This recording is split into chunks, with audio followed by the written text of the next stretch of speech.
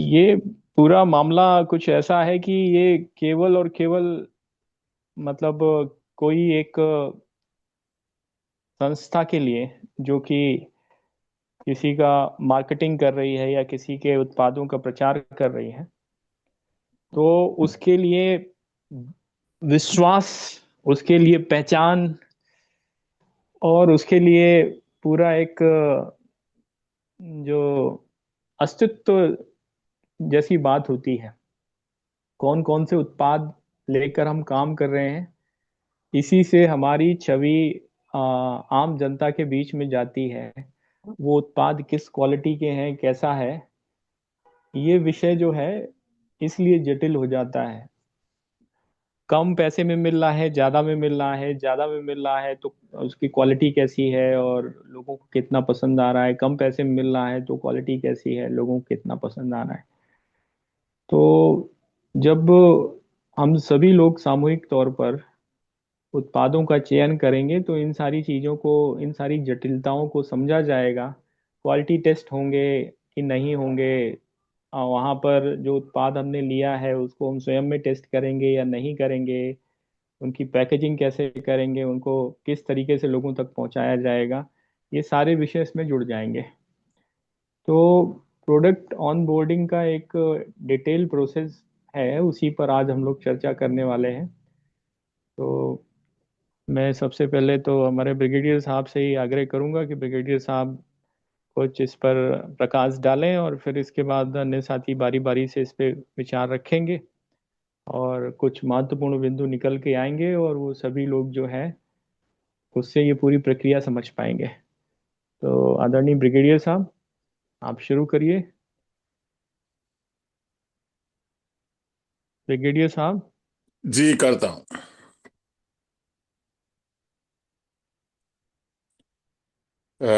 सभी को नमस्ते। नालंगे साहब जी एक्सपर्ट हैं, आप ब्रिगेडियर साहब को क्यों पूछते हैं? हमारे नहीं को नहीं, तो थोड़ा सा गाय का थोड़ा इलाज पूछ लीजिए। इसमें पहले गाय, तो हम गाय जो तो, जिस तरह। जी गाय तो जी कोई सबसे बात नहीं। महत्वपूर्ण चीज है। जी। तो साहब पहले तो नमस्ते। हम जो प्रोडक्ट देखिए, हम प्लानिंग कर इसमें रहे हैं। मेरी इसमें आवाज आ ये रही भी है क्या? होता है। हाँ, आ रही है। इसमें ये भी होता है कि ये हमारा मैंडेट भी क्लियर करेगा, हमारा पहचान देगा कि हम किस चीजों में डील कर रहे हैं। अगर हम लोगों ने, सब लोगों ने केवल और केवल खाद को ऑनबोर्डिंग किया तो हमारा कंपटीटर इफको हो जाएगा। अगर हम सिर्फ गौ उत्पादों को लेंगे या दुग्ध उत्पादों को लेंगे या उसको लेंगे, दूध से बने हुए उत्पादों को लेंगे तो अमूल हो जाएगा। तो पहले हमें अपने को ऑब्जेक्टिव को डिफाइन करना है कि हम क्या बेचने जाएंगे, क्या क्या लेके निकलेंगे, कौन से प्रोडक्ट ऑन बोर्ड होंगे। इसलिए ये महत्वपूर्ण हो जाता है और आप जैसे विशेषज्ञों की राय इसलिए महत्वपूर्ण हो जाती है। जी। धन्यवाद आपका। है तो हम डिस्कस करते हैं। पहले तो हम प्रोडक्ट ही डिस्कस कर लेते हैं। सहकारी हम्म। संहिता के विभिन्न प्रोडक्ट और प्रसारण और मार्केटिंग के बारे में हम चर्चा कर रहे हैं शायद। सहकारिता एक समिति के उत्पाद क्या हैं? पहले तो दूध के हैं। दूध में केवल अकेला दूध नहीं है, दूध दही पनीर घी आदि भी हो सकता है। फल और सब्जियों में ताजे फल भी हो सकते हैं, ताजी सब्जियां भी हो सकती है, और प्रोसेस और जैसे जैम जेली किशमिश आदि भी हो सकते हैं, ड्राई फ्रूट्स भी हो सकते हैं। अनाज और दालों में तो बहुत ही अच्छे स्कोप हैं, जिसके लिए आप गेहूं चावल दालें और डिफरेंट टाइप्स के आजकल वो चल रहा है बाजरा ज्वार इस तरह के फूड अपने, तो वो भी हैं। चटनी और मसाले और इस तरह का भी, मिर्ची हल्दी धनिया अदरक ये सब आते हैं। और आगे और भी प्रोडक्ट हमारे इसमें हो सकते हैं, हस्तशिल्प के हैं जैसे कपड़े बर्तन, इनमें भी हम जा सकते हैं। और इनका सबका प्रसंस्करण आप जानते ही हो। फलों का कैसे, दूध का कैसे, पनीर वगैरह बनाना, पैकेजिंग क्या है। और अनाज और दालों का भी इसलिए है, इसमें बीज भी आते हैं हमारे किसान के लिए। और मसाले और चटनी का भी बहुत जरूरी है। मार्केटिंग में सोशल मीडिया है, ऑनलाइन मार्केटिंग है, रिटेल स्टोर है, होलसेल स्टोर है, ग्राहक सेवा है। अब मार्केटिंग रणनीति में प्रोडक्शन का प्रमोशन जिसका आप ऑन बोर्ड कर रहे हो, तो उत्पादों में प्रोडक्शन की रणनीति क्या होनी चाहिए? प्राइसिंग मेन है। प्लेसमेंट है, प्रमोशन है, पैकेजिंग है। अब मैं जो हम जो इसमें मुझे ऐसा लगता है, जिस तरह से हम रोज जिक्र करते हैं स्वास्थ्य सेवा और जैविक खेती और प्रकृति से आधारित हैं, तो हमारी समिति के प्रोडक्ट तो मैं चाहूंगा कि आप जनरली रखेंगे वो होंगे जैविक फल और सब्जियां होंगी, जैविक अनाज और दालें होंगे, जैविक मसाले और चटनियां होंगी, जैविक पर आप ज्यादा ध्यान देंगे, जैविक दूध और ये देसी गाय का दूध और ये होगा, और जैविक शहद और अन्य उत्पाद भी आप उस तरह से लेना चाहेंगे। इनका प्रसंस्करण भी उसी तरह से है कि इनको ठीक से साफ करना, क्या प्रोसेसिंग है, काटना, पैकेजिंग करना।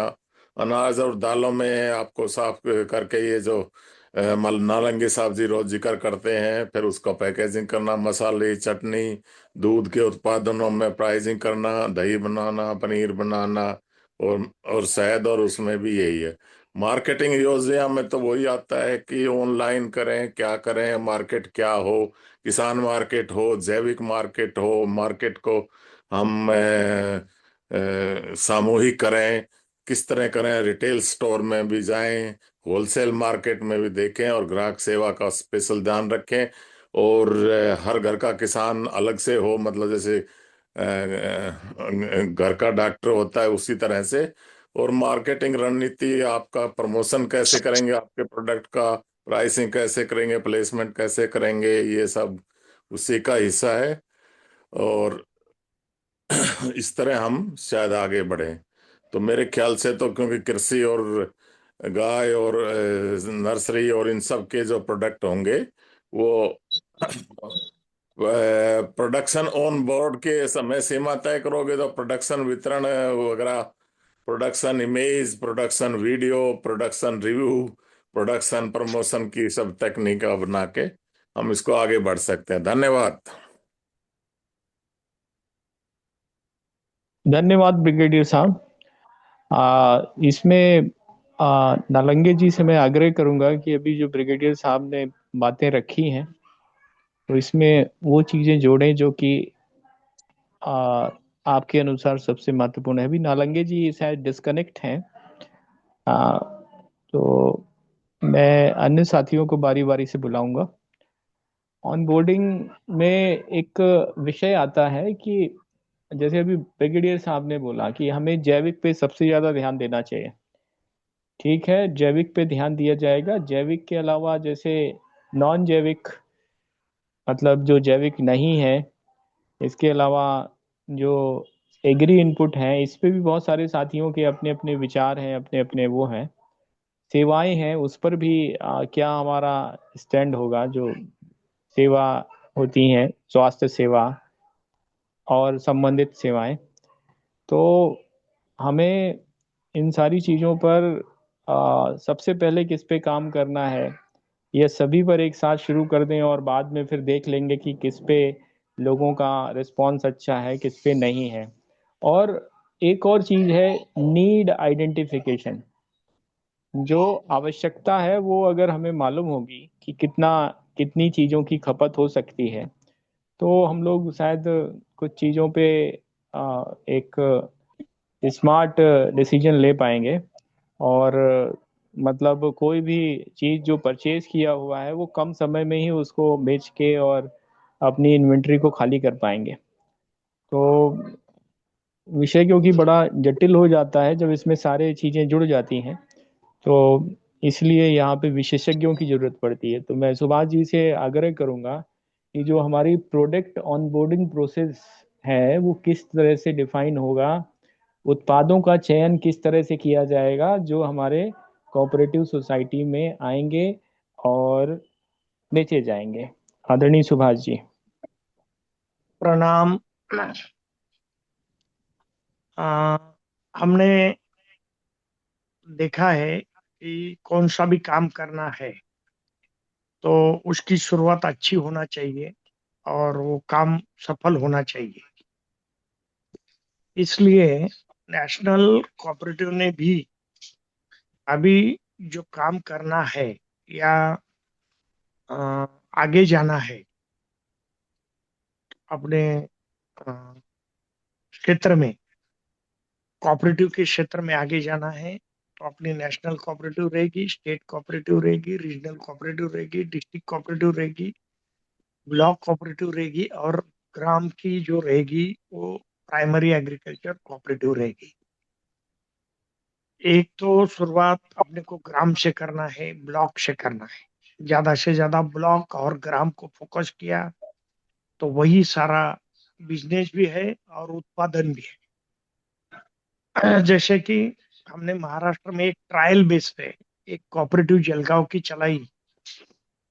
इसमें हमने 11 सदस्य लिए और 25-25 हजार रुपए जमा किए, और हमने काम अप्रैल से चालू कर दिया, और उसको नाम दिया डॉक्टर पंजाबराव सहकार महर्षि डॉक्टर पंजाबराव देशमुख उत्पादक प्रक्रिया विपणन कृषि कोऑपरेटिव सोसाइटी लिमिटेड, और काम चालू कर दिया। हमने रजिस्ट्रेशन आज तक नहीं किया और आने वाले समय में करेंगे। लेकिन कोऑपरेटिव ने 7-7.5 लाख रुपए का बिजनेस किया, अलग अलग कंपनी को बुलाया, अलग अलग लोगों को भी बुलाया, और पहले लोगों की नीड देखी कि आज लोग परेशान क्या है, तो परेशान बीज के लिए है। आज लोग परेशान क्या है, तो खत के लिए है। आज लोग परेशान क्या है, तो टेक्नोलॉजी के लिए है। टेक्नोलॉजी पता ही नहीं लोगों को। लोग क्या करते हैं कि हमारे इसने ऐसा लगाया तो हमने ऐसा लगाया। अगर किसी को बोला कि 10 किलो गेहूं 1 एकड़ में बीज के लिए लगता है, तो लोग हंसना चालू कर देते हैं।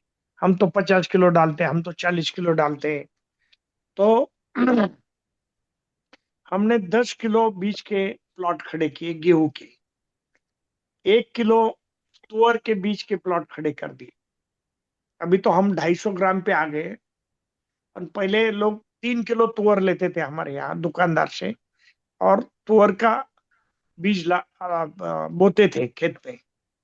तो हमने 1 किलो में स्टार्ट किया, अभी 250 ग्राम में इस साल हम स्टार्ट कर रहे हैं। तो ये देखना चाहिए। आज फर्टिलाइजर है, फर्टिलाइजर में इतना बाजार में इतना ये हो गया कि किसान को भी नहीं समझता कौन सा फर्टिलाइजर यूज करो, कैसा करो, क्या करो, क्या जरूरत है क्रॉप की, और मुझे जैविक खेती करना है तो मुझे मिलता है कि नहीं। तो मेरा ये कहना है कि कोऑपरेटिव में स्टार्टिंग में जो काम करना है वो प्राइमरी एग्रीकल्चर कोऑपरेटिव की जो नीड है उसके ऊपर काम करना चाहिए। और जो कुछ लगाना है तो बंद कर, हाँ वन प्लस बंद कर। हाँ करतो. तो प्राइमरी कोऑपरेटिव की जो जरूरत है, ग्रामीण एरिया की जो जरूरत है, मेन तो ग्रामीण एरिया एक बहुत बड़ी मार्केट है, और उत्पादन के लिए भी बहुत बड़ा उत्पादन क्षेत्र ग्रामीण एरिया है। क्योंकि हमने महाराष्ट्र में एक जगह ऐसी चुनी है, वो जगह है वाशिम डिस्ट्रिक्ट में कारंजा लाड करके। वहां से 1200 गांव आजू बाजू में है, 3 डिस्ट्रिक्ट 4 डिस्ट्रिक्ट के। और ये गांव मेजर तुअर का क्रॉप लेते हैं। हमारा जो कंपनी ने सर्वे किया है वहाँ, तुअर के बीज का है 5 लाख केजी बीज। ये 12,000 1200 गांव में लगता है। 12,000 गांव है वो, 1200 नहीं, 12,000 गांव है। अकोला डिस्ट्रिक्ट, अमरावती डिस्ट्रिक्ट, इधर वर्धा डिस्ट्रिक्ट, नागपुर डिस्ट्रिक्ट के कुछ गांव है, मराठवाड़े के हिंगोली डिस्ट्रिक्ट के कुछ गांव है, और मराठवाड़े के जालना डिस्ट्रिक्ट के कुछ गांव है। हमने 150 किलोमीटर की रेंज ली है हमारे पॉइंट से, और समुद्र के किनारे हमारे ये पॉइंट है। तो हमने 5 लाख पैकेट की डिमांड लोगों की ली है, और 5 लाख उत्पादन हमने महाराष्ट्र में कर रहे हैं। 200 एकड़ लगभग हमने बीज का उत्पादन किया। हमने एक जलगांव कोऑपरेटिव बहुत लोगों ने जलगांव का नाम सुना होगा, और इसका निर्माण किया हमने एक फ्लैट में। और वहां करके एक हमारी बॉडी बन के, जो जिनके चेयरमैन है अभी हमारे सम्माननीय भास्कर राव जी पाटिल, अभी नए नए चेयरमैन बने हैं 28 तारीख को दिसंबर के, क्योंकि पहले चेयरमैन इलेक्शन में खड़े रहे तो हमने उनका तुरंत रिजाइन लिया और भास्कर पाटिल जी को हमने चेयरमैन बना दिया। और हमारी ये कोऑपरेटिव अभी नंदुरबार, धुले और जलगांव 3 डिस्ट्रिक्ट में, ये रीजनल कोऑपरेटिव है, 3 डिस्ट्रिक्ट में काम कर रही है। तो धुलिया जिले में हमने 5 एकड़ का बीज उत्पादन का प्लॉट किया। लगभग 50 क्विंटल माल हमें वहां बीज का मिलने की संभावना है। और गेहूं का भी 2 एकड़ का प्लॉट लिया, उसमें भी हमें 40 से 50 क्विंटल माल निकलने की संभावना है। तो मेरा कहना यह है कि स्टार्टिंग में शहरों में बड़ा मॉल लेना, बाकी लोगों के ये करना वो करना, ये नहीं, ये हो जाएगा। तो डिस्ट्रिक्ट या रीजन लेवल पे जाके थोड़ा काम स्टार्ट किया, और ब्लॉक लेवल पे, ज्यादा तो ब्लॉक में। हाँ, हमारे महाराष्ट्र में तो ब्लॉक में हर गांव का आदमी हर दिन हर ब्लॉक में आता है, पंचायत समिति में आता है, तहसील में आता है। तो वो ब्लॉक से जुड़ा है, और ब्लॉक से एक एक गांव में, बड़े बड़े गांव में एक एक कोऑपरेटिव अगर निकाल दी, प्राइमरी एग्रीकल्चर कोऑपरेटिव, और उनका उत्पादन लिया और उनको जो चीजें लगती वो दे दी, तो बहुत अच्छा चलेगा। सातारा जिला में हमारी एक एफपीओ है, 300 लोग सदस्य है, और 300 लोग फल्टन ब्लॉक में है। 300 लोग कोऑपरेटिव से ही, एफपीओ से ही माल लेते और एफपीओ को ही माल देते। तो ये म्हणजे इतना अच्छा बिजनेस करते हैं कि ये हमारे सामने एक 5 साल से ये मॉडल है। तो ऐसे मॉडल अगर लोगों के सामने आ गए एक बार, गारंटी कि उनको जो उत्पादन देंगे, बीज देंगे, और उनका अपन बायबैक लेंगे, और वो अपन पूरे देश में बेचेंगे कि देश में बीज का बहुत कमी है। आज बीज के बिना खाली खेत पड़े हैं, अच्छे बीज के बिना। तो अच्छे बीज, अच्छा खाद, ये दो बड़े बिंदु है दोनों भी। और बाद में ग्रामीण एरिया में अपने को गाय, बकरी, ये जो है उसको भी अपने को देखना चाहिए। और जो पशु है, पशु एक किसान का जोड़ धंधा है, यानी साइड वाला बिजनेस है, कि जो करके वो खेती चलाता है, अपना जीवन चलाता है। उसके ऊपर भी कोऑपरेटिव द्वारा फोकस करना चाहिए। उसका भी मॉडल धुलाई जिले में, मालपुर में अपन खड़ा किया है। 200 परिवार कैसे जुड़े हैं, और उनकी बकरी का पालन कर हम परचेस करते हैं, और वो बकरी के लिए अच्छा फीड देते। तो ऐसी चीजें करना चाहिए, ग्रामीण एरिया में जाना चाहिए, और जाके वहाँ प्राइमरी एग्रीकल्चर कोऑपरेटिव के ऊपर फोकस करना चाहिए। और जलगांव कोऑपरेटिव ने यही किया, जलगांव में 1 रुपए की चीज नहीं बेची। उन्होंने ग्रामीण एरिया में जो जो मटेरियल दिया और फर्टिलाइजर दिया, आज उसके प्लॉट बने हैं, अच्छा सीड हमारे पास है।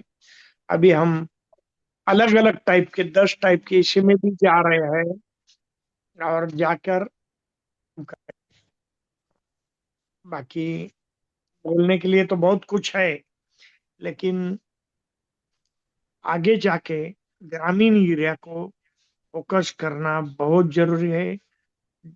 अगर ज्यादा से ज्यादा बड़े शहर से डिस्ट्रिक्ट लेवल पे जाना जरूरी है। हमारे महाराष्ट्र में 36 जिले हैं, तो हम 36 जिले में भारतीय कृषक समाज द्वारा, जो किसान को डेवलप करने वाली हमारी संगठन है, वो कोई पॉलिटिक्स नहीं करती, कुछ नहीं करती, only किसान का देखती है। और के किसान के जो प्रॉब्लम है वो छोड़ने का करती। एक गांव में एक किसान भी अगर एक पदाधिकारी से डेवलप हो गया तो बहुत बड़ा काम हो गया, ऐसा मुझे लगता। मैं 3 साल प्रेसिडेंट था महाराष्ट्र का, और हमने 3 साल में कम से कम 3,000 किसान खड़े किए हैं महाराष्ट्र में। तो ये मेरा अनुभव रहा। धन्यवाद। धन्यवाद सुभाष जी। आपने अपने काफ़ी सारे अनुभव बताए। इसमें जो उत्पादों का चयन की हम बात कर रहे हैं, तो इसमें जो कुछ बातें जैसे आपने बताई कि कैसे हम उत्पाद का चयन करें, लोगों की ज़रूरत को कैसे पहचानें, नीड असेसमेंट कैसे करें। तो एक बार हमें आवश्यकता पता चल जाएगी तो फिर चीज़ों को आगे बढ़ाने में आसानी होती है। आ, और उसी के अनुसार फिर हम उत्पाद लाते हैं। उत्पादों की कैटेगरी बनाई जा सकती है कि किस तरह से किसको किस क्षेत्र में रखना है, और उसके लिए कहाँ कहाँ से हमें मिल सकते हैं। आ, कहाँ से एफपीओ से मिल सकते हैं, या सीधे किसान से मिल सकते हैं, या सेल्फ हेल्प ग्रुप से मिल सकते हैं, या फिर गवर्नमेंट एजेंसी से मिल सकते हैं, या फिर प्राइवेट लोगों से मिल सकते हैं, या फिर कोऑपरेटिव दूसरी कोऑपरेटिव से मिल सकते हैं। तो ये आ, जो सोर्स का चयन, मतलब कि जो आपूर्ति करता है वो कौन होगा जो हमें ये सप्लाई देगा, ये भी बड़ा महत्वपूर्ण हो जाता है। अगर हमारा डायरेक्ट किसान से आ रहा है तो वो थोड़ा सस्ता होगा, या फिर डायरेक्ट जो प्रोड्यूसर है उससे आ रहा है तो सस्ता होगा, लेकिन अगर उसमें और दूसरे लोग इन्वॉल्व हो जाएंगे तो उसका कास्ट बढ़ जाएगा।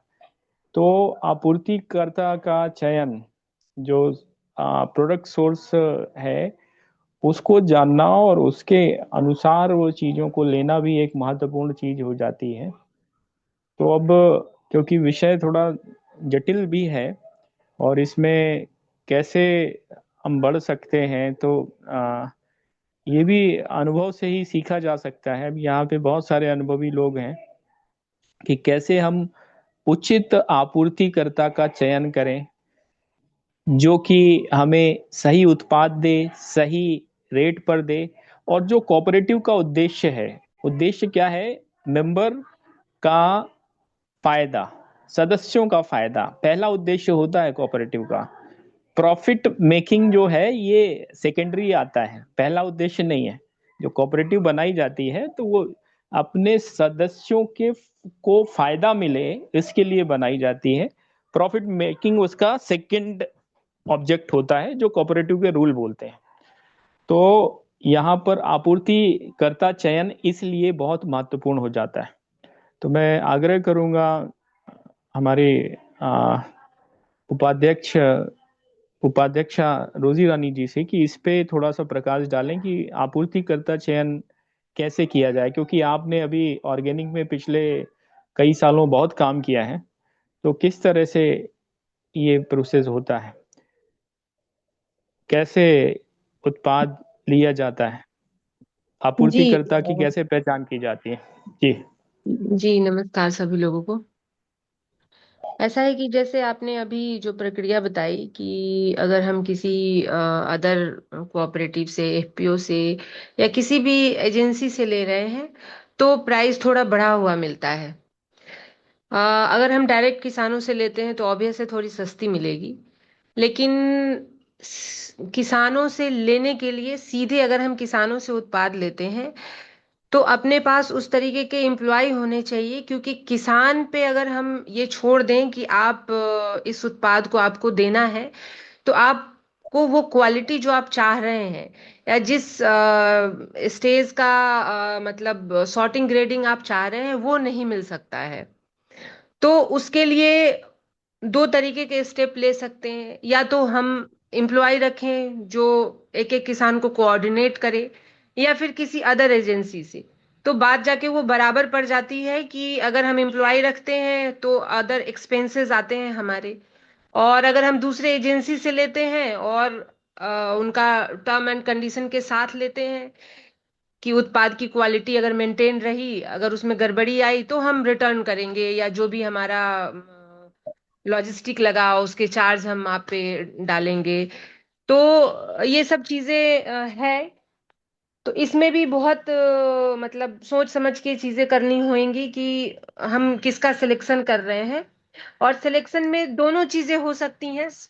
हम कुछ किसानों को भी सिलेक्ट कर सकते हैं, ताकि जो कैपेसिटी बिल्डिंग की हम बात करते हैं, अ, अगर हम ये सोच लें कि किसान खुद से कर भी नहीं पाएंगे तो हम उनका कैपेसिटी बिल्डिंग नहीं कर सकते हैं। तो हम दोनों तरीके से काम करना मुझे लगता है कि उचित होगा। अगर हमारे पास कोई बल्क डिमांड है तो हम किसी दूसरे एजेंसी से ले लें। अगर हम कुछ रिटेलिंग करने जा रहे हैं तो उसमें लिमिटेड क्वांटिटी में प्रोड्यूस चाहिए होएगा, तो वो हम किसानों के साथ कर लें, ताकि उनका भी कैपेसिटी बिल्डिंग हो जाए।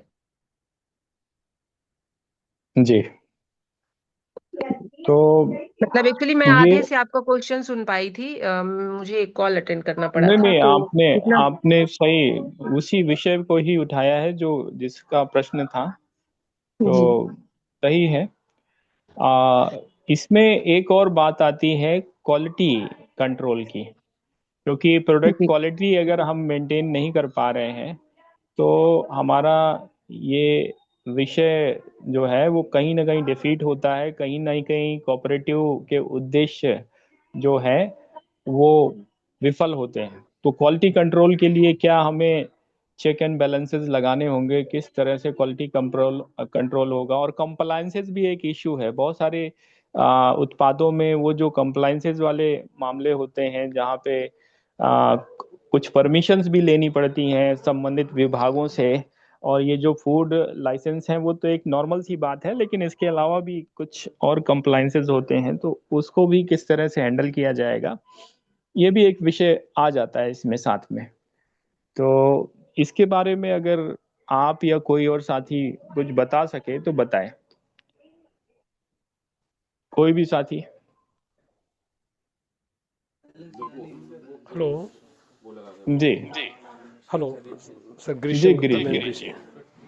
सर जी। हमारा कहना ये था, जैसे आप जो कह रहे हैं, जैसे उत्पाद हमारे जो मैनपुरी के उत्पाद हैं, हमारे यहाँ हम्म, जैसे धान है, आलू है, मूंगफली है, हम्म, ये बल्क में होता है हमारे यहाँ बहुत। तो हम अपनी कोऑपरेटिव सोसाइटी को अगर ये काम दे दें, वो ग्रेडिंग करके जिस तरह की आप क्वालिटी चाह रहे हैं उस तरीके से मिल सकती है यहाँ से। हम्म। जी सर। जी। जो तो अपनी कोऑपरेटिव सोसाइटी है अभी सर। आप फरुखाबाद में हैं, कहाँ पर हैं? मैनपुरी में सर। कल कानपुर आ सकते हैं? जी आ सकता हूँ। कल सुबह कानपुर आ जाइए 11 बजे। ठीक है। और लोकेशन मैं भेज दूंगा आपको। ठीक है सर। आपका नंबर भी है, एक बार बता दीजिए। वो ठीक नंबर है है सर। मेरे पास, मैंने। जी जी जी हाँ। जी। तो मैं आपको भेज दूंगा। ठीक है सर, ठीक, आ, कल मैं आता हूँ सर, 11 बजे आ जाता हूँ सर। नहीं नहीं, वो मेरा फोन स्विच ऑफ है। ये दूसरा आप नंबर फिर से रिपीट करिए। हमारा 790 790 622 622 5610। 5610। अभी मैं आपको लोकेशन भेज रहा हूँ, जी सर। जो जहाँ पर वो कार्यक्रम होगा। ठीक है सर, ठीक है आप सर। आइए और वहाँ पे इन सब विषयों को फाइनल करते हैं। ठीक है सर, ठीक है, थैंक यू सर। धन्यवाद। Okay sir, okay sir. आ, ये इसको माइक को म्यूट कर लीजिए। Okay sir. देखिए, मेरा जो अनुभव रहा है, अ, जी। तो एक तो मेरा अनुभव एरिया रिस्ट्रिक्टेड है। सिर्फ कानपुर का अनुभव है मेरे पास। हम्म, उसमें जो मैं अनुभव कर पाई हूँ कि अभी हम किसान के ऊपर नहीं छोड़ सकते हैं, या यहाँ के जो भी एफपीओज हैं, एटलीस्ट 10 एफपीओ हैं अपने टच में कानपुर में, लेकिन कोई भी एफपीओ इस अवस्था में नहीं है कि वो मार्केटिंग के इन बारीकियों को समझता है या उसको मेंटेन करके लेके जाएगा। तो उसको शुरुआती दौर में मुझे लगता है कि इसके लिए अपने को अपने लेवल पे क्वालिटी कंट्रोल कैसे किया जाएगा, इसका मैनेजमेंट देखना पड़ेगा। और उस मैनेजमेंट जो है वो ग्राउंड लेवल तक लेके जाना पड़ेगा उस मैनेजमेंट को। अदरवाइज क्वालिटी पे मतलब वही है ना कि क्वालिटी अगर मेंटेन नहीं होता है तो आप बिजनेस के बारे में सोच भी नहीं सकते हैं। तो सबसे जो उत्पाद अवेलेबिलिटी के साथ दूसरा जो सबसे पहला बिंदु आता है वो यही आता है कि क्वालिटी है। और उस क्वालिटी को अभी हम इंडिपेंडेंट नहीं छोड़ सकते हैं कि हमको किसी एफपीओ से या किसी फार्मर से या किसी पैक्स से उस क्वालिटी का प्रोडक्ट आपको मिल जाएगा, नहीं मिल सकता है। जी। तो क्वालिटी का कुछ ऐसा है कि क्वालिटी अगर खत्म तो भरोसा खत्म। बिल्कुल इसलिए बिल्कुल। कोऑपरेटिव में क्वालिटी पे कोई कंप्रोमाइज नहीं करना है, और क्वालिटी मेंटेन करके चलेंगे तो सारी चीज़ें मेंटेन रहेंगी। ये एक इसका सबक है। आ, अभी अभिषेक जी, क्वालिटी के ऊपर हमारा एक पारंपरिक कुछ कंट्रोल्स आ रहा है, जहां आप सहमति और ये सहकारी समिति की बात करते हैं। हम मान लो 15-20 एक गांव में लोग हैं, या 21 और 25 हैं, वो सब मिलके जैविक खेती या क्वालिटी के प्रोडक्ट लेते हैं। तो ये हमारी परंपरा तो ये रही है, जिसमें मैंने कल भी जिक्र किया था। इंग्लिश में तो इसको कहते हैं HACCP, हजार्ड। कहाँ चांस है इसको क्वालिटी बिगड़ने के? Hazard analysis critical control points. तो इसका मतलब ये है कि जैसे हमने गेहूं की फसल की या ऑर्गेनिक या सब्जी की फसल की, तो वो उस तरीके से हो रही है या नहीं हो रही है, क्योंकि हम कोऑपरेटिव में कर रहे हैं, एक किसान यहाँ कर रहा है, 2 किसान उस गांव में इधर या दूसरे गांव में कर रहे हैं, तो वो ही आपस में जरूर इस पे नजर रहेगी, और उसकी क्वालिटी है या नहीं है वहां से हमें फीडबैक मिलेगा। दूसरा, आप किसी एफपीओ से लेते हैं तो भी हमें इसी सिस्टम पे जाना पड़ेगा कि वहाँ प्रोडक्शन हुआ, वहाँ क्या हुई, वहाँ प्रोसेसिंग हुई, वहाँ क्वालिटी कंप्रोमाइज, कौन से क्रिटिकल पॉइंट है जहाँ नुकसान हो सकता है या हुआ। और ऐसे ही फिर आपके मार्केट तक पहुंचते पहुंचते ये 3-4 पॉइंट हमें आपस में मिलके करना पड़ेगा। ये ठीक कह रही हैं रोजी रानी जी की हमें उसको अपने लेवल पे करना पड़ेगा। हम दूसरे से लेते हैं तो फिर उसका भी यही देखना पड़ेगा कि भाई तुम्हारी क्वालिटी में आप कैसे प्रोड्यूस कर रहे हो, आप कैसे प्रोसेस कर रहे हो, आप कैसे मार्केट तक पहुंचा रहे हो, या रसोई तक पहुंचा रहे हो, दूध है तो और कैसी चीज है सब्जी वगैरह। तो ये तो हमें within our self built करना पड़ेगा। और दूसरा, आपने जी। जो एक और भी इसमें बात कही कि ये जो हमारी ये तो प्रोडक्ट हो गए हमारे, और लेकिन हमारा मेन एम तो सेवा भी है, सेवा क्षेत्र भी है। तो मुझे ऐसा लगता है कि सेवा क्षेत्र में हमारा स्वास्थ्य और शिक्षा बहुत इम्पोर्टेंट है। तो इसमें हमारी समितियां, यही समितियां ये भी ध्यान रखे कि स्वास्थ्य के बारे में जागरूकता करें, ये खाना चाहिए, नहीं खाना चाहिए, व्यायाम करना चाहिए, स्वास्थ्य की भी शिक्षा दें। और स्वास्थ्य का जांच में भी कहीं ना कहीं हम इसके ये करें कि कैसे होगा, और स्वास्थ्य सेवा को भी कहीं इन्वॉल्व हो सकते हैं। ऐसे ही शिक्षा में भी शिक्षा की जागरूकता, शिक्षा की शिक्षा, और शिक्षा की सेवाएं में भी कहीं कहीं हम इसी में मदद करें। और कृषि में ये सबसे इम्पोर्टेंट है, कृषि या पशुपालन में। तो पशुपालन की, कृषि की जागरूकता, शिक्षा, और कृषि की सेवाओं में भी वैक्सीन लगाना है, क्या लगाना है, कैसे सब बोना है, कैसे कहाँ से नर्सरी मिलेगी, कहाँ से बीज मिलेंगे। और इसका एक मेन गांव विकास के लिए तो मेन मुद्दा तो महिला और युवा सशक्तिकरण है, युवा की रोजगार है। तो इसी यही कमेटी, फिर इसमें भी एक एस्पेक्ट अलग से निकल जाता है कि महिलाओं को जागरूक करना, महिलाओं को शिक्षा देना, महिलाओं को कैसे जोड़ना, सेवा प्रदान करना। ऐसे ही युवाओं का रोजगार के लिए और गांव का विकास के लिए भी ये एक किस्म की सेवा हो गई। तो ये तो इन्हीं कमेटियों के साथ जोड़ना पड़ेगा, उस गांव में करते हैं तो।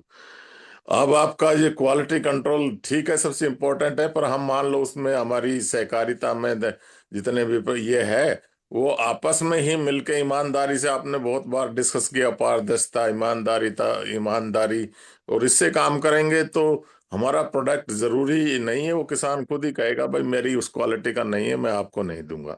धन्यवाद। जी, धन्यवाद ब्रिगेडियर साहब। ये कई सारे और भी विषय हैं इससे संबंधित। तो जो क्वालिटी कंट्रोल है इसमें लैब रिपोर्ट और सैंपल टेस्टिंग और उससे संबंधित विषय भी आते हैं। अब लैब कहाँ ढूंढी जाए, कहाँ उसकी टेस्टिंग कराई जाए, कौन सा सैंपल लिया जाए, कौन सा ना लिया जाए, जी, लैब अब है पैकेजिंग अपने उसकी, कांटेक्ट में, लैब यहाँ पे अपने कांटेक्ट में है। ये सिर्फ कानपुर की बात नहीं है। नहीं नहीं नहीं, ये नेशनल लेवल पे लैब है, नेशनल लेवल पे लैब है कांटेक्ट में। हम्म, बैंगलोर में है, नोएडा में है, और कानपुर में भी अभी लैब है जो मतलब नेशनल लेवल का आईआईटी का वो लैब है, तो नेशनल लेवल पे वो जो हम्म, भी टेस्टिंग है वो कर रहा है। तो लैब भी है अपने कांटेक्ट में, और जो मानक हैं, जो जो क्या क्या क्राइटेरियाज हैं पैकिंग के, हम्म, वो हम्म। भी अपने पास है, वो भी आपको मिल जाएगा। अच्छा, बहुत बढ़िया। तो ये एक और चीज इससे थोड़ा सा वो मिला कि हाँ ये हो जाएगा। इसमें एक और इससे भी महत्वपूर्ण चीज है कि जिस रेट पर हम खरीद रहे हैं, जो उत्पाद हम ऑनबोर्ड कर रहे हैं, उत्पाद का चयन कर रहे हैं, उस रेट पर जो हम ले रहे हैं, वो रेट क्या वाकई उसी रेट पर वो उत्पाद मिल रहा है, या उससे भी कम रेट पर मिल रहा है, या उस क्वालिटी का उससे कम रेट पे मिल रहा है, या ज्यादा रेट पे मिल रहा है। तो जो रेट का पहचान, और जिसे बोलते हैं कि प्राइस को जानना, प्राइस डिस्कवरी, ये भी एक बड़ा इशू, क्रिटिकल है। अब यहाँ पर जो परचेस टीम होती है वो कैसे काम करती है, कैसे वो रेट डिसाइड करते हैं, इस पे अगर किसी का कोई अनुभव है तो वो शेयर करे कि कैसे परचेस टीम काम करेगी, कैसे रेट डिसाइड होगा कि हाँ ये उचित रेट है और इसको हमें इस रेट पे माल को ले लेना चाहिए। इसके लिए क्या स्ट्रक्चर बनाया जाए, कैसे इसको व्यवस्थित किया जाए। सभी साथी, ओपन मैं डिस्कशन थोड़ा है सा अपने। जी। मैं थोड़ा इनपुट देना चाहूंगी इस बारे में हम्म, कि रेट जो है किसानों के स्तर पे, अब इसके मानक मुझे नहीं पता है, लेकिन ऑलवेज ही निगोशिएटिव होता है। जो भी कंपनी है वो यही चाहती है कि मिनिमम से मिनिमम रेट मिल जाए उनको, लेकिन वो जो बेचते हैं जब मार्केट में, तो आप जब मार्केट का रेट देखेंगे तो मोस्ट ऑफ द कंपनीज का उनका टारगेटेड कस्टमर के हिसाब से या ब्रांड के वैल्यू के हिसाब से, अगर थर्ड ग्रेड का ब्रांड है तो ऑलमोस्ट 1-2 रुपया के फर्क पे हर लोगों का सामान मिलता है। सेकेंड ग्रेड का ब्रांड है तो वो वैसे ही, मतलब 1 से 2 रुपया के फर्क में ही आपको वो सेल करते हैं, अगर रिटेल जी। की हम बात कर रहे हैं सेलिंग का। तो फार्मर्स हम्म, के साथ जब भी फार्मर्स की चीजें जब भी ली जाती है तो वो एक्सेसिव निगोशिएबल होता है, वो जाके हर टोटका अपनाते हैं कि कम से कम दाम में कैसे मिल जाए। लेकिन मुझे लगता है, ये जस्ट मेरा सुझाव है जो मेरे विचारों में हमेशा ही चलता है, तो वो मैं शेयर कर रही हूँ, इसको अदरवाइज ना लिया जाए। आप लोगों का जो भी स्ट्रैटेजी है वो आप एज इट इज कर सकते हैं। तो मुझे लगता है कि अगर हम किसानों के लिए, ग्रामीण अर्थव्यवस्था के लिए अपनी कोऑपरेटिव डेडिकेट कर रहे हैं या उसी उद्देश्य के साथ बना रहे हैं, तो एमएसपी को एटलीस्ट एमएसपी को ध्यान में रखते हुए हम किसानों को एक मतलब सेफ जोन का प्राइस हम उनको दे पाए, ये अपना टारगेट होना चाहिए। और उसके लिए हम सेलिंग का स्ट्रैटेजी बना सकते हैं कि हम किस तरीके से सेल करें या एक्सपोर्ट करें या क्या करें कि हम उस प्राइस को मेंटेन करें। मुझे लगता है कि अपने को उल्टा चलना चाहिए कि हम किसानों को एक मतलब जस्टिफाइड रेट दे पाए, इसके लिए किस तरीके का सेलिंग का हमारा स्ट्रैटेजी होना चाहिए। अगर हम सेम वे से जाते हैं कि हमको सबसे कम प्राइस में कैसे मिल जाए, तो फिर हमारे जो कोऑपरेटिव का उद्देश्य है वो कहीं मीट नहीं होता है। ये मेरा अपना ओपिनियन है। Thank you. सुभाष जी, अभी ये जो 3 बिंदुओं पे चर्चा हुई, इस पे आप भी अपनी विचार रखिए, अन्य साथी भी विचार रखें, क्योंकि अन्य साथियों के विचार बहुत महत्वपूर्ण हैं। अभी जैसे रोजी जी ने एक ब्लंट ओपिनियन रखा कि एमएसपी पे हमें लेना चाहिए। अब एमएसपी का विषय भी एक अजीब विषय है। एमएसपी पे मेरे नॉलेज में ये है कि सारे उत्पाद आते नहीं हैं, नहीं आते या हैं। सारे आते हैं। एमएसपी का हाँ। एमएसपी का मेरा कहना था कि मतलब वही ना, मैंने एक शब्द और जोड़ा कि जस्टिफाइड होना चाहिए ना प्राइस। मतलब हम वो जो सोचे कि इनको कैसे कम से कम में ले लें, इससे बेटर है कि हम ये सोचे कि उनको ठीक ठाक प्राइस कैसे मिल जाए। ये है एमएसपी बोलने का मेरा ये तात्पर्य था। जी। एमएसपी अभिषेक जी, एमएसपी जो सरकारी पे मत जाइए। देखो, हमें किसानों का भी फायदा करना है, कंज्यूमर का भी फायदा करना है, और एग्जॉर्टेड नहीं है जैसे आज गाय के घी में हो रहा है। किसान को घी पैदा 2000 में हो रहा, मान लीजिए, तो वो 25-30% प्रॉफिट लेके उसको 2500 में बेचे। ऐसे ही किसी और फसल, किसी और फल का है। ऐसा नहीं कि वो 2000 में है तो वो 5000 में बेचे, जो कुछ लोग कर रहे हैं। ये बिल्कुल इस सहकारिता सिस्टम और बिल्कुल सिस्टम के खिलाफ है। तो आप उसको, एमएसपी का मतलब ये है कि आपकी जो कॉस्ट लगी या लगनी चाहिए, उस कॉस्ट में आप उसमें प्रॉफिट लीजिए 25-30%। और उसका प्राइस तो मिलना चाहिए। उसमें ज्यादा भी लेना और कम भी लेना, दोनों ही ठीक नहीं है। तो हमारी सहकारिता एमएसपी का मतलब हम केवल ये डिस्कस करना चाह रहे हैं कि किसान कभी भी लॉस में ना रहे, और वो ऐसे भी ना है लूट मत जाए। तो उसका ये बहुत जरूरी है हम इस सहकारिता में उस प्रोडक्ट को भी आगे जाने में। नहीं तो वो प्रोडक्ट ज्यादा आगे नहीं जाएगा। जो 5000 का घी ले रहे हैं वो कितने लोग हैं? लेकिन हम तो चाहते हैं कि सब लोग को इसका बेनिफिट मिले, अच्छे प्रोडक्ट का सारी समाज को मिले। इसलिए एमएसपी का यहाँ इसलिए जिक्र है कि जो पैदा कर रहा है वो 25% ले ले, 30% ले ले। लेकिन ये नहीं कि वो अपना ये समझ के कि ये तो और कहीं अवेलेबल नहीं है, रेयर चीज है, और उसका 5 गुना ले। ये बिल्कुल गलत होगा। धन्यवाद। बिल्कुल जी। सही बोल रहे हैं सर, बिल्कुल सही बोल रहे हैं। आप वो इसको फिर थोड़ा चीजें और बढ़ नहीं सकती है। ये अभी मैं एम जी जी, सही कुलदीप करा जी। जी। कुल जी मैं जी। मैं मैं एक छोटी सी बात थोड़ा सा बताना चाह रहा था कि जैसे अभी हम लोग जैसे सहकारिता के हिसाब से काम करेंगे, सहकारिता के अंदर काम करेंगे, तो मेरा कहने का ये उद्देश्य है कि जैसे हम महाराष्ट्र वगैरह में जैसे बहुत जो चीजें होती हैं अपने यूपी में ले आए, जहाँ पे डिफिशियंसी उसकी कमी हो, मतलब जैसे कि महाराष्ट्र में नासिक वगैरह में प्याज मिलता है, हमारे यहाँ उत्तर प्रदेश में आलू की भरमार है। तो हम लोग जो है, क्योंकि हम लोग सेंट्रलाइज वे में काम करेंगे, तो इधर का माल उधर शेयर करेंगे, तो इससे क्या होना कि हमारा जो किसान है, जैसे इस समय आलू की बहुत स्थिति बहुत गंभीर है ना। हम्म। 300-350 रुपए का क्विंटल बिक रहा है, तो ये चीज महाराष्ट्र में चला जाए, तो इस तरीके से तो ये कि हमें हमारे यूपी के भी लोगों का ही भला होगा, महाराष्ट्र के लोगों का भी भला होगा, किसानों का भी भला होगा, और ग्राहकों का भी भला होगा। तो ये जब ये एक सेंट्रलाइज उसमें सिस्टम में रहेगा तो ये संभव हो पाएगा। तो इसमें जी। हमारी कॉस्टिंग भी कम लगेगी। हाँ, बस ये है कि तो हमें कोई ये समझना पड़ेगा कि लॉजिस्टिक जो सप्लाई चेन का गेम है ना, ये हमें थोड़ा समझना पड़ेगा कि हम कहाँ से जो जो प्रोड्यूसर से और कंज्यूमर तक कैसे इसको पहुंचा सकते हैं, कैसे हम प्रोड्यूसर हम्म। से खरीदेंगे, कैसे हम कंज्यूमर तक पहुंचा देंगे। इसमें जो ये जो इक्वेशन है ये हमें बैलेंस करनी पड़ेगी।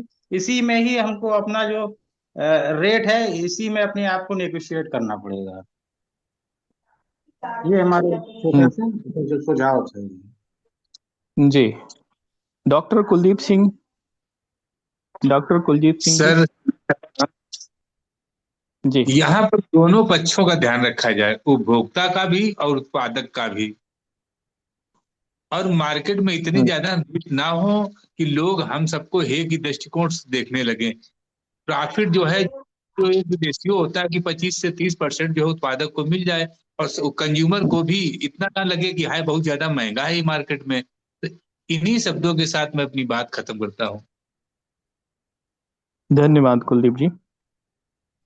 अन्य साथी, ये जो अभी बिंदु आए, इस पर कोई सुझाव? क्योंकि प्राइस और मार्जिन, मार्जिन स्ट्रक्चर, ये दो बहुत महत्वपूर्ण चीजें हैं पूरी प्रक्रिया की। तो प्राइस कैसे हम निर्धारित करेंगे उत्पाद का, कि क्या इसका कीमत होगी, और इस पर हम कितना मार्जिन रखेंगे, ये कैसे निर्धारित होगा? इस पर कोई और सुझाव, कोई और विचार? हेलो। अभिषेक। हाँ हाँ अभिषेक अभिषेक जी जी। नमस्कार। नमस्कार। हाँ मैं एक तो क्वालिटी कंट्रोल की जो बात हो रही थी उसी में हम्म। एक चीज मैं जोड़ूंगा, नकली उत्पाद। अब हम्म। जैसे उदाहरण के तौर पे दो प्रोडक्ट का मैं विशेष रूप से जिक्र करूंगा। एक तो जी। घी, और दूसरा हम्म। तेल, और तीसरा जो है मसाले। इस तीनों हम्म। का की जरूरतें जो है हर किसी को है, और हर लोग इसको यूज करते हैं। और हर लोग हम्म। इस परेशानी का सामना करते हैं कि उसको खुद विश्वास नहीं होता कि भाई इसका मापक क्या है और उसका क्राइटेरिया क्या है, कैसे हम परखें, और उसकी शुद्धता का पैमाना क्या हो। तो नहीं चाहते हुए भी लोग खरीदने के लिए विवश हैं। एक तो ये जी। बात है। और घी के नाम पर पूरी माफियागिरी चल रही है।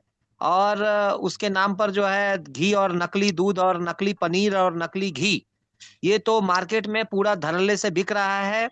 प्रशासन इसलिए सक्षम नहीं है उसकी छापेमारी वगैरह करने में कि उसके पास मजबूत तंत्र ही नहीं है, नियुक्तियां नहीं है, तो कहां से करेगा। ये एक बात हुई। दूसरी बात, मैं एग्जाम्पल देना चाहूंगा कोरोना का। जब बात हाँ। होती है कि एमएसपी की, तो मैं ये पूछना चाहता हूं, कोरोना में जो है कई डॉक्टरों ने पपीता का जो वो पत्ता है, वो और बकरी का दूध, ये दो हम्म। प्रिकॉशंस के रूप में दिए। लेकिन जिन लोगों के पास थे उन्होंने उसका मैक्सिमम कीमत वसूला। तो आप यहाँ पर क्या कहेंगे, उसमें मानवता है क्या? जिनके पास बकरी का दूध था और उन्होंने पूरा का पूरा उसका शोषण, दोहन, जो भी आप कह लीजिए, मैक्सिमम जो निकृष्ट से निकृष्ट हरकत वाली जो वर्डिंग्स होगी, वहां पर वो पैमाना लागू होता है। लोगों ने 3-3 हजार रुपए किलो लीटर के हिसाब से उसका दूध का कीमत वसूला। तो यहाँ पर भी वही बात मैं कहता हूं, आखिर किस कारण से किसानों के प्रति सम्मान का भाव नहीं है, ये भी आपको समझना पड़ेगा। किसान हो गए तो इसका मतलब ये नहीं है कि उन्हें लूट का लाइसेंस मिल जाए, और वो जो कह रहे हैं, वो जो कर रहे हैं, वो बिल्कुल का बिल्कुल सही है, ऐसा भी मैं नहीं मानता। क्योंकि लोभ एक ऐसा चीज है, मनुष्य किसान भी मनुष्य ही है, और उस लोभ से वो भी ग्रसित है। तो उसी लोभ के कारण उन्होंने पूरी की पूरी धरती को जो है पूरा रासायनिक खादों से पाट दिया अपनी लोभ के कारण। और आज फिर वो वही किसान आज जैविक कृषि की बात कर रहा है। तो बात यही है, सब बात तो प्रलोभन के द्वारा ही शुरू होती है, प्रलोभन पर ही खत्म हो जाती है। ये नश्वर शरीर है, ये किसानों को भी समझना पड़ेगा। मैं समझता हूं किसान आज की डेट में सबसे ज्यादा लोभी रहा है। लोभी अभी भी उसकी लोभ खत्म नहीं हुई है। वो ये नहीं सोचता है कि इस लोभ का ग्रसित जो है उसका खुद परिवार भी होगा। क्योंकि वो नकली दूध, नकली दही, नकली घी, नकली पनीर, नकली तेल का वो भी सेवन करेंगे, उनके परिवार के साथ भी वही असर होगा। और यही कारण है कि आज देखिए कैंसर पेशेंट्स की संख्या कितनी ज्यादा बढ़ रही है। तो क्या ये कैंसर पेशेंट्स की संख्या बढ़ाने में किसानों का योगदान नहीं है? क्या इस पे चर्चा होती है? कौन है इसका जिम्मेवार? उत्पादक। इसकी इस पर चर्चा क्यों नहीं होती है? चर्चा इस पर भी होना चाहिए कि अगर आप एमएसपी की बात करते हैं, आप मैक्सिमम मूल्य प्रॉफिट की बात करते हैं, तो आपको भी रेस्पॉन्सिबिलिटी लेना पड़ेगा। रेस्पॉन्सिबिलिटी से आप भी नहीं बच सकते ना। और कोऑपरेटिव सोसाइटी की भी यहाँ पर रेस्पॉन्सिबिलिटी फिक्स होती है। अगर किसान पर रेस्पॉन्सिबिलिटी फिक्स होती है तो कोऑपरेटिव सोसाइटी पे भी ये रेस्पॉन्सिबिलिटी फिक्स होती है, शुद्धता की, और ये कालाबाजारी की और मिलावट की। इस तीनों चीज के ऊपर में रेस्पॉन्सिबिलिटी और नियामक बननी चाहिए। और हम तो उसके लिए फाइट कर ही रहे हैं। हम तो मैक्सिमम छापामारी और उसके लिए जो भी अवैध कृत्य में ये शामिल है, माफियागिरी में शामिल है, उस पर कड़ी से कड़ी कार्रवाई के लिए मैं पूरा का पूरा अभियान चला रहा हूं। धन्यवाद। नहीं गोपाल नहीं, भैया, बात तो सर गोपाल आपने भैया सही मैं कहा। कुछ बोलूं? क्या? जी जी। मैं कुछ बोलूं गोपाल भैया? जी जी, बोलिए बोलिए। मतलब आप जिस भी तरीके से अपने बात को रखे, लोभ तो आप सिर्फ किसानों को जो टारगेट कर रहे हैं, तो सबसे बड़ी बात कि ये लोभ पूरे समाज में है, इक्वली है। हर एक, अब कोरोना की अगर आप बात करते हैं, मैं लंबा चौड़ा जाऊंगी तो दिक्कत हो जाएगा समय का। कोरोना में लोग हॉस्पिटल में, डॉक्टर और हॉस्पिटल भी उसी तरीके से लूट रहे थे लोगों को। तो एक बात तो ये है कि किसी भी जो मजबूरी का फायदा उठाने की बात है, तो हर वर्ग के लोग उठाते हैं, या उठाए या उठाते रहते हैं। लोग हॉस्पिटल में लाश को रख के 4 दिन बाद उसका वसूली करता है। एक बात तो ये हो गई जो आप बोले कि वो ऐसा किया किसान। दूसरी बात, आज का डेटा है कि 2,500 किसान प्रतिदिन खेती छोड़ रहा है। तो और जिस मिलावट की आप बात कर रहे हैं, या जिस धंधे की आप मिलावट वाले धंधे की बात कर रहे हैं, तो किसान सीधे इस तरीके के धंधे में इन्वॉल्व दो नहीं है। 3% से ज्यादा नहीं होते हैं। वो जो है वो मेडियोकर लोग होते हैं जो किसान से प्राइमरी प्रोड्यूस खरीद के और सेकेंडरी प्रोडक्शन पे लगे होते हैं, जिनको जी हम जी। बिजनेसमैन कहते हैं। वो लोग इन्वॉल्व होते हैं। ये मैं ये कहने की कोशिश नहीं कर रही हूँ कि किसान लोभी नहीं है या किसान गलत नहीं करता है। डेफिनेटली हम इसी समाज के सभी लोग हैं, तो हमारे समाज में जिस तरीके की अभी सिचुएशन है वो हर एक वर्ग में है। लेकिन जितने मामलों की बात आपने किसानों की तरफ उंगली उठाई, उन मामलों में किसान उतने दोषी नहीं है जितना आप दिखाना चाह रहे हैं। तो सबसे पहला वो मिलावट और वो जो गोरख धंधे में लगे होते हैं, वो कैटेगरी ही अलग होती है। किसान के बच्चे या किसान उसमें शामिल होते होंगे 2-3%। और अरे एज अ किसानों को जो मानव चारा कहीं मिल रहा है उसमें क्या जहर नहीं परोस के फैक्ट्री वाले दे रहे हैं क्या? तो किसान क्या करे?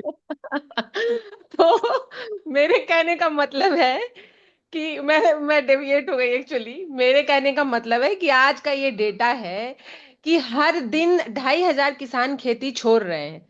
तो हम as a human being, as a जीव जो है, हर एक प्राणी को भोजन चाहिए। तो जो उस व्यवसाय में लगे हैं और मतलब उनका सुरक्षा करना, या वो क्यों खेती छोड़ रहे हैं, क्यों नेक्स्ट जनरेशन खेती में नहीं आ रहा है, ये भी तो आप समस्या देखेंगे। इसी समाज का समस्या है। और ये समस्या सिर्फ किसान का नहीं है, ये पूरे समाज का समस्या है। उगाएगा कौन और खाएगा कौन? और जिस तरीके से कॉरपोरेट आज गांव में घुस रही है और लोगों के जमीन ले रही है, कल को आप मजबूर हो जाएंगे ये 50 रुपए का आटा 500 में खाने को, क्योंकि जब उसके कैप्चर में चीजें आ जाएंगी तो वो अपने मनमानी रेट लेगा। तो जियो किसान इसका बेहतर उदाहरण है। मतलब इस तरीके से भैया आप बहुत ठीक है, अच्छे ठीक जगह है। पे हैं और बहुत अच्छा काम कर रहे हैं। तो मेरा मतलब आपसे गुजारिश यही है कि ये आपका पूरा सच नहीं है। इसके सच्चाई को थोड़ा और जानिए। और मतलब आप अच्छा काम कर रहे हैं, अच्छे जगह पे है, तो सही जानकारी आपके पास होना बहुत जरूरी है। इतना ही कहना चाहूंगी। ठीक है, ठीक है जी। जय श्री राम। मैं ललित चौहान हूँ शिमला से। अभिषेक। हम हाँ जी, जी मैं जी ललित चौहान बोल रहा जी हूँ। अभिषेक जी जी मेरे ललित। बात कर सकता हूँ मैं? बेसिकली हम देखो, हमें हाँ किसी को, बिल्कुल ठीक बिल्कुल है। कर सकते हैं। ललित जी के बाद आप बात हाँ, रखिएगा गोडसे जी। जी अच्छा। हाँ मेरा अभिषेक। मेरा ललित ये जी मान ललित। हम जय हाँ श्री राम सभी को। हम हम्म, कॉर्पोरेट में इसलिए जुड़े, कोऑपरेटिव में इसलिए जुड़े कि हमने एक मानवता का अपने में एस्पेक्ट रखना है। हम किसी के उसमें नहीं हम्म, जाएंगे भी उसको किसको किसको लालच है, कितने परसेंट है, उसमें हम नहीं जाएंगे। हमने मानवता का एस्पेक्ट रख के काम करने के लिए हम जुड़े आपस में, ठीक है। अब आती है बात, हमें कंज्यूमर से, जैसे हम लेते हैं प्रोड्यूसर से लेंगे और कंज्यूमर को हम देंगे। तो इसमें हमने सिर्फ एक एक एस्पेक्ट में सोचा, इसमें मैं जैसे लागत होगी और उसका लाभांश देंगे हम, ठीक है। मतलब जो कंज्यूमर को दिया जाए, जो प्रोड्यूसर होगा, प्रोड्यूसर के लिए जो उसकी लागत है, लागत प्लस उसका लाभांश का कुछ परसेंटेज जो डिसाइड करेंगे जो इसमें लोग हैं। फिर दूसरा हम इसमें रखेंगे अपनी कोऑपरेटिव का भी एक्सपेंस चार्जेस रखेंगे। तीसरा जो है, तीसरा जाएगा कंज्यूमर को दो चीजें हमें रखनी पड़ेगी, रेट प्लस क्वालिटी। जो मैं कोऑपरेटिव के लिए बात कर रहा हूँ कि इसमें एक्सपेंस के कुछ चार्जेस रखेंगे, वो हमारे जो क्वालिटी कंट्रोल वाले लोग होंगे, हमें लोग रखने पड़ेंगे ना। जैसे पैकिंग करनी है, क्वालिटी चेक करना है, तो उनको पैसा देना पड़ेगा। तो वहीं से ही आएगा वो। मतलब मुझे ये लगता है इस तरह से करना हमें ये, ताकि हम क्वालिटी, हमारा जो है, हम घी की बात करते हैं या हम अपनी फसलों की बात करते हैं, सब तो केमिकल से बनी है। कितने परसेंट होगा हिंदुस्तान में? अगर ये आटा बिक रहा है, आटा तो सभी लोग यूज कर रहे हैं। बहुत कम स्टेट्स है जहाँ आटा नहीं खाते होंगे लोग, रोटी नहीं खाते होंगे, मतलब चावल को खाते होंगे। तो जो आटा बड़ी बड़ी कोऑपरेटिव मतलब बड़ी बड़ी जो बिजनेस हाउसेज है वो बना रहे, तो उसमें तो सारा केमिकल ही है वो। अदरवाइज तो ये एक हफ्ते या 2 हफ्ते से ज्यादा नहीं चलता जो हम पीस के खाते थे आटा। तो केमिकल नहीं तो प्रिजर्व कर रखा, उसको 1-1 साल तक चल रहा है वो। तो इस चीज का भी हमें, जो जैसे ब्रिगेडियर साहब ने कहा था, जो HACCP जो है, तो ये तो शुरू से तो हमें अपनी जो है एक क्वालिटी कंट्रोल की टीम अच्छी, सशक्त और मतलब कि बिल्कुल बल्जिंग ना हो उसमें, कि अगर वो 0.5% को भी एक्सेप्ट करे तो वो भी गलत होगा। तो रेट हम बात कर रहे थे, हमारा जो पॉइंट था वो रेट से रिलेटेड है कि हम किस प्राइस पे हम लें और किस प्राइस पे हम बेचें। जो हम बेचेंगे, अब क्योंकि देखो हम ही तो अपनी सोसाइटी होगी नहीं इस प्रोड्यूस को बेचने वाली, हजारों पड़े हुए हैं। तो हजारों में जो होगा, एक तो हमारी जो सोसाइटी है, समाज है, वो प्राइस कॉन्शियस है। तो वो बोलेगा भाई आपकी विश्वसनीयता क्या है, तो वो हमारे पास विश्वसनीयता के लिए एक अपनी क्वालिटी कंट्रोल, जैसे ये तो है कि भी जो लैब्स हैं, लैब्स का पता भी है सभी को, तो पर लैब्स के अलावा लैब में तो बहुत कुछ होता है। तो वो हमारी जो ईमानदार निष्ठावान लोग हैं वो क्वालिटी को चेक करें, तो वो ताकि हम अपने, अगर हम आज जो है क्वालिटी के बेस पे ही हम लड़ सकते हैं, प्राइस तो कम कम तो नहीं होगा, ज्यादा ही होगा, ज्यादा ही मिलता है क्वालिटी के बेस में। जैसे ऑर्गेनिक के लिए आज लोग मतलब कि एकदम से वो स्ट्राइव कर रहे हैं कि हमने, तो इसलिए हमें क्वालिटी का ध्यान रखना है। किसान का जो हम फार्मर का जो हम अपलिफ्टमेंट, उसके लागत, ये तो सब कैलकुलेट करें, सब मैक्सिमम लोग इसी से जुड़े हुए हैं, प्लस उसका जो प्रॉपर लाभ जो है वो दे दें। तो मेरा ये तीन इसमें, और तीसरा जो दूसरा एस्पेक्ट था कि कोऑपरेटिव अपनी सोसाइटी के लिए भी हम खर्चा रखेंगे, मेरे 3 पॉइंट थे।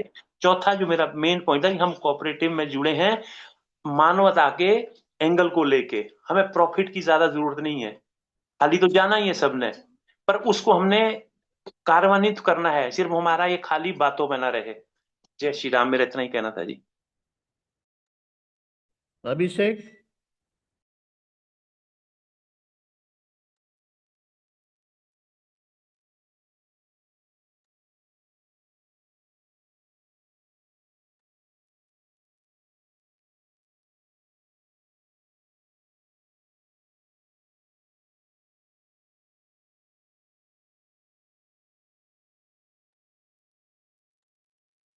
चलो आगे कोई साथी बोले इस विषय पे।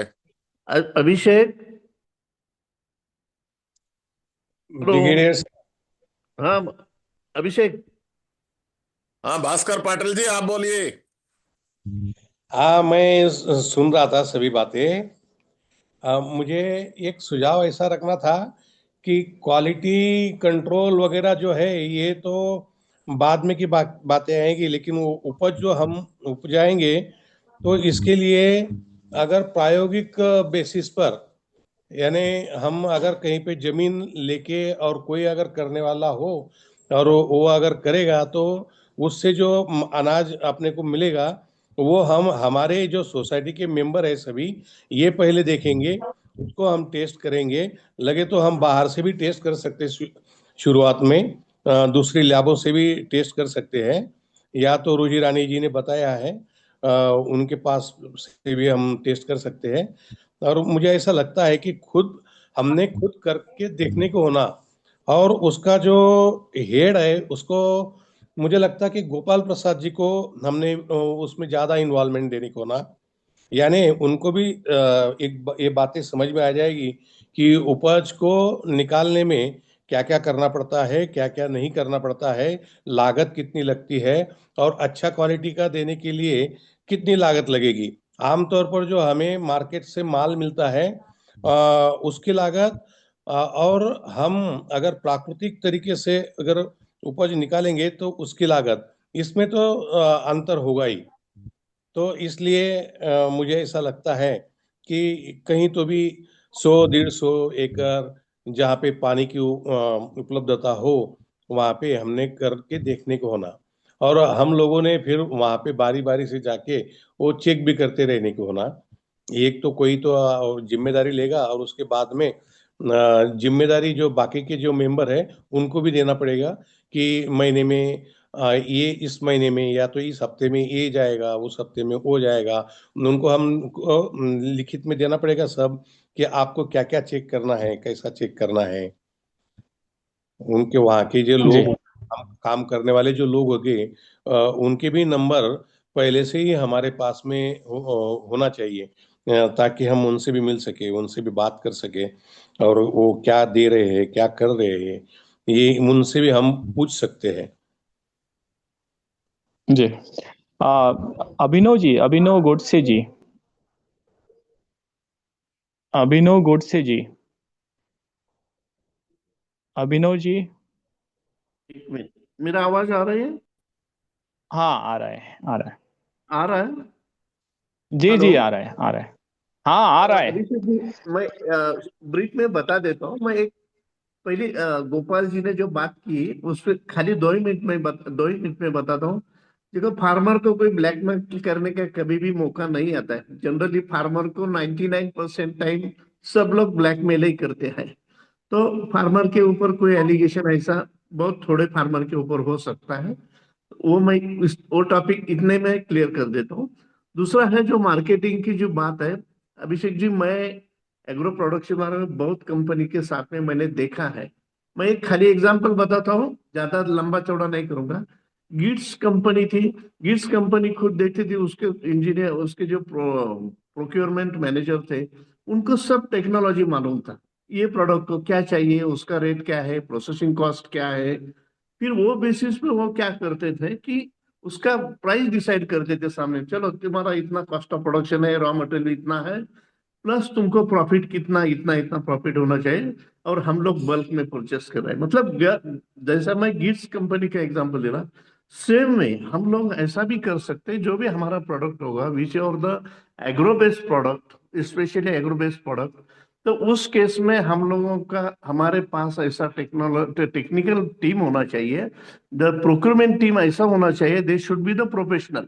They must know what are the product costs, what are the products require, और what will be the profit margin। ये सब चीज जो है हम लोगों को अपने प्रोफेशनल टीम से करना पड़ेगा, ये मेरा सुझाव है। क्योंकि हम सब लोग एक्सपर्ट नहीं है। हम लोगों को प्रोडक्शन क्या है ये भी मालूम नहीं है, प्रोडक्शन कैसा करना है ये भी मालूम नहीं। थोड़ा सा प्रोफेशनल आदमी इसके लिए होना चाहिए कि कोई भी प्रोडक्ट जब आप परचेस करते हैं, तो यू मस्ट नो तो what is the production cost, what is the raw material cost, etcetera etcetera. तो ये मेरा सुझाव है कि we must have a professional team, so that we will decide the price of the procurement. मेरा तीसरा सुझाव ये है सर, अगर, अभिषेक जी सुन रहे हैं? जी जी जी। हाँ, अभिषेक, मेरा तीसरा सुझाव ये है। देखो, कोई जो भी कंपनी, एग्रोबेस कंपनी काम करती है, समझो जैसा अभी किसी ने सुझाव दिया अपने यूपी वाले साहब ने कि पोटैटो हमारे यूपी में बहुत होते हैं, महाराष्ट्र में, नासिक में प्याज बहुत होता है, वगैरह वगैरह। तो जैसे जहां जहां भी पोटेंशियल है, जो प्रोडक्ट का पोटेंशियल है, हम जो भी कोई मैन्युफैक्चरर है, जो प्रोसेसिंग करने वाला, जो वैल्यू एडेड वाला जो आदमी है, उसको अगर बोलेंगे कि भाई हम लोग हमारा रॉ मटेरियल देते हैं, हमारे सोसाइटी के थ्रू यूपी का पोटैटो मैं नासिक में आके दे दूं प्रोसेसिंग वाले को, तो मेरा उसमें एक ये होता है। मैं एग्जांपल पोटैटो का ही बताता हूँ। सब पोटैटो मैंने यूपी से लाया, और मैं प्रोसेसिंग के लिए दिया, और उसका प्रोडक्ट जो है मैं सेल कर रहा हूँ, मैं बोले तो अपनी सोसाइटी सेल कर रही है। तो इस केस में हम लोगों को उसके साथ नेगोशिएशन करने का चांस है। दूसरी दूसरी सबसे महत्वपूर्ण बात, जैसे रोजी रानी बोल रही थी, उन्होंने जैसा फार्मर को, we have to give him the farmers का कुछ बढ़ा के प्राइस देना चाहते हो, तो यही एक अच्छा तरीका है कि वो फार्मर्स का जो भी है रॉ मटेरियल हम कोई प्रोसेसिंग कंपनी को दे देवे, तो फार्मर को भी अच्छा रिटर्न मिलेगा, प्रोसेसर को भी गारंटेड मटेरियल मिलेगा, और तीसरी बात, हम कंज्यूमर को भी रीजनेबल रेट में दे सकेंगे। ये मेरा सुझाव है। That's all. ओके, जी अभिषेक जी। जी। हाँ। अ, धन्यवाद, धन्यवाद अभिनव जी। सभी साथियों से बहुत महत्वपूर्ण सुझाव मिले, और अभी यहाँ से दो चीजें निकल के आएंगी। एक, प्रोक्योरमेंट टीम जो है उसको बनाया जाए, और उसमें कुछ ऐसे लोगों को डाला जाए कि जो सभी चीज़ों को समझते हैं, जानते हैं, और साथ ही साथ वो इस लाइन पे भी काम करते हैं कि मेंबर वेलफेयर फर्स्ट, और जो किसान है उनके साथ भी नाइंसाफी ना हो, किसान को भी उनका उत्पाद का उचित मूल्य मिले। तो ये आज के मीटिंग का कुछ समरी है। बाकी और बहुत सारी चीज़ें कि किस तरह से हमको अपनी ज़रूरतों को चिन्हित करना है, नीड आइडेंटिफिकेशन करना है, कैटेगरी चिन्हित करें, और किस तरह से सप्लायर को चिन्हित करना है, क्वालिटी किस तरह से चेक करें, रेट किस तरह से फिक्स करें, और उसमें भी एक सारे मानवीय पहलू, किसान के पक्ष और उत्पादक के पक्ष और उपभोक्ता के पक्ष, सभी के पक्ष को ध्यान में रखा जाए, मेंबर्स के भी हितों को ध्यान में रखा जाए। और फिर इसके बाद एक ऐसी टीम जो इन सारी व्यवस्थाओं को, जो प्रोक्योरमेंट, उत्पाद ऑनबोर्डिंग की व्यवस्थाओं को समझती हो और संभाल सके। तो अब इस टीम के लिए क्या है कि क्योंकि हमारे जो कोऑपरेटिव सोसाइटी है, इसमें कई सारी टीम्स का प्रोविजन है कि कई सारी टीम्स बनाई जाएंगे, तो उसी में से एक ये प्रोक्योरमेंट की भी है। और आप लोगों की सहमति से ही इसमें लोगों को लिया जाएगा। तो प्रोक्योरमेंट के लिए कुछ लोगों को मैं, नालंगे जी, आपसे अनुरोध करूंगा। नालंगे जी, आप सुन रहे हैं? सुभाष जी, सुभाष जी, मतलब हमारा प्रयास ये होना चाहिए, आज 28 तारीख है, 31 तक हम प्रोक्योरमेंट का एक सिस्टम रेडी कर लें। और इसके लिए चाहे भले ही हमें एक दो दिन और चर्चा करनी पड़े, और इसका एक सिस्टम बना लिया जाए, एक टीम बन जाए, और आपस में फिर वो लोग उसको दायित्व के साथ, जिम्मेदारी के साथ चीज़ों को आगे बढ़ाएं। तो इससे करने से क्या होगा कि हमारे लिए बहुत सारी चीज़ें आसान हो जाएंगी। और कुछ हम लोगों ने लक्ष्य निर्धारित किए थे कि हम अपने सभी सदस्यों को इस बार होली, जो कि 3 मार्च को है, तो 3 मार्च तक कुछ न कुछ ऐसे उत्पाद उपलब्ध कराएंगे जो क्वालिटी वाइज और प्राइस वाइज दोनों ही उनके लिए बेस्ट होंगे, और वो उनका उपयोग करेंगे और कोऑपरेटिव का ट्रांजैक्शन शुरू होगा। तो उस उद्देश्य को ध्यान में रखते हुए हमारी ये एक तरह से पायलट टेस्टिंग हो जाएगी, क्योंकि पायलट भी जरूरी होता है। कोई भी काम करने से पहले हमको पायलट करना पड़ता है, और धीरे धीरे चीज़ें व्यवस्थित होती रहेंगी। आ, तो ऐसा कुछ सोचना है। समय काफ़ी हो चुका है। आ, ये जो प्रोक्योरमेंट प्रोसेस है, इस पे हम लोग कल और चर्चा कर सकते हैं। और बाकी कोई अन्य साथी इस विषय पे कोई बात रखना चाहता है तो अभी हमारे पास 6 मिनट हैं, 6 मिनट में वो बात रख सकता है कोई भी साथी, कोई भी साथी।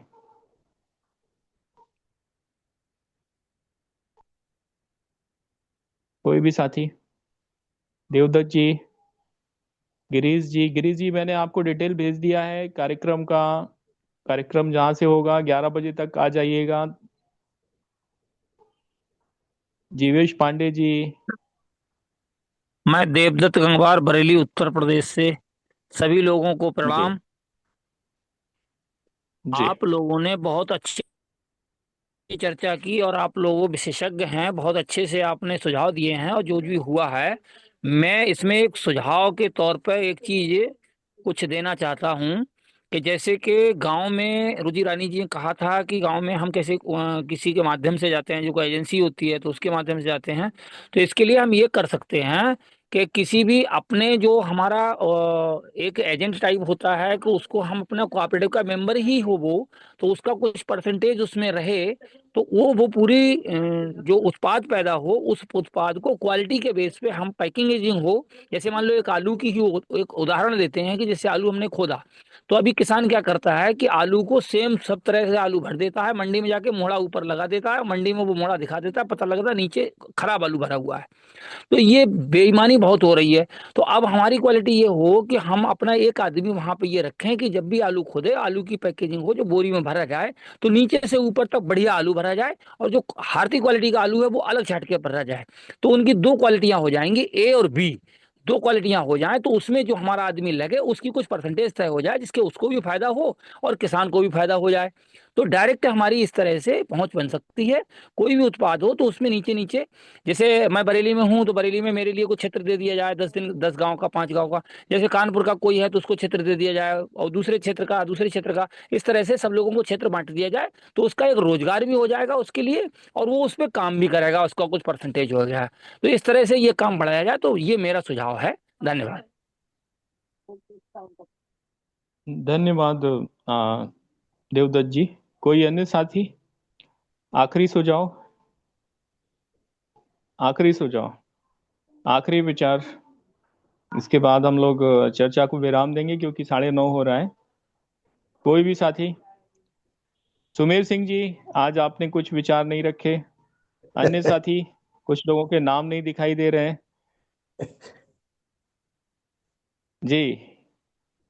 सुमेर सिंह जी। जय गो माता, जय गोपाल। आज का जी। सब्जेक्ट था उत्पादन का चयन। तो आपके पास जो फैसिलिटीज है, क्रेता और विक्रेता जो भी कोऑपरेटिव के मेंबर हैं, उनका इंटरेस्ट ध्यान में रखते हुए उत्पादन का चयन करें। क्वालिटी और रेट दोनों अच्छी और सस्ती हो। परिवहन कैसे किया जाएगा, जल्दी खराब नहीं हो। सरकार की क्या स्कीमें हैं, उस पर क्या टैक्स होंगे, किस तरह से लगेंगी, इन सब चीजों का ध्यान रखा जाएगा। ओवरऑल कॉस्टिंग हमारी सीमाओं में हो, ऐसा नहीं हो। और इस सारी प्रक्रिया को कौन पूरा करेगा, मार्केटिंग व्यवस्था क्या होगी, किस फॉर्म में होगी। अगर आप नई टेक्नोलॉजी जो आ रही है, किसी चीज को सुखा के उसकी उस चीज को अगर मार्केटिंग करेंगे, वो प्रोसीजर उसी जगह करें जैसे कहीं आलू पैदा हो रहा है, कहीं प्याज पैदा हो रहा है। आपका इससे पहले भी डिस्कस हुआ था। अगर इन चीजों को सुखा के अपन काम करेंगे तो मैं समझता हूं कि अपन कुछ सफलता की ओर अग्रसर होंगे। सारी प्रक्रिया पर आपको चिंतन करना होगा।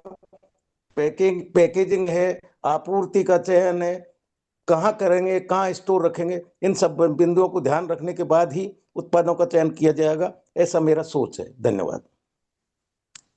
धन्यवाद सुमेर सिंह जी। समय हो चुका है। मैं आग्रह करूंगा आदरणीय अभिनव गोडसे जी से कि वो आए और कार्यक्रम में थैंक्स नोट और जो जो कंक्लूडिंग रिमार्क्स के साथ इसको खत्म करें। अभिनव जी। हाँ, मुझे सब अपने सहयोगी हैं, सबको नमस्कार। और सबने बहुत अच्छे सुझाव दिए। ये सब सुझाव हम लोगों का खाली सुझाव नहीं होना चाहिए, it should be implemented practically. मैं ये एक्सपेक्ट करता हूँ, जैसा अभिषेक ने बोल दिया कि होली के पहले अपना प्रोडक्ट लोगों तक पहुंचना चाहिए, तो वो हिसाब से अपना लाइन ऑफ एक्शन प्लानिंग करेंगे। और सबने जो सहयोग दिया, आज की मीटिंग इसी से समाप्त हो जाती है। धन्यवाद। धन्यवाद सभी साथियों, और कल फिर मिलते हैं। धन्यवाद। ये सारी रिकॉर्डिंग रहती हैं हमारे पास और इसका एक ट्रांसक्रिप्ट भी निकलता है, एआई निकालता है। कुछ उसमें गलतियां होती हैं लेकिन काफी कुछ सही होता है, वो भी उपलब्ध कराया जा सकता है जरूरत पे। आप सभी को मिल जाएगा और डॉक्यूमेंटेशन के लिए बनाया जा रहा है। इसमें वो सारी व्यवस्थाएं हमारे ये मीटिंग में ये रहती हैं। तो हमारी ये जो मीटिंगें हैं ये आज से 4 साल बाद भी आप उठा के सुन सकते हैं। धन्यवाद सभी को। शुभ रात्रि। अभी रिकॉर्डिंग में ऑफ कर रहा हूँ, अगर किसी को और कुछ बात करनी है आपस में तो वो कर सकता है। बाकी लोग मीटिंग छोड़ सकते हैं।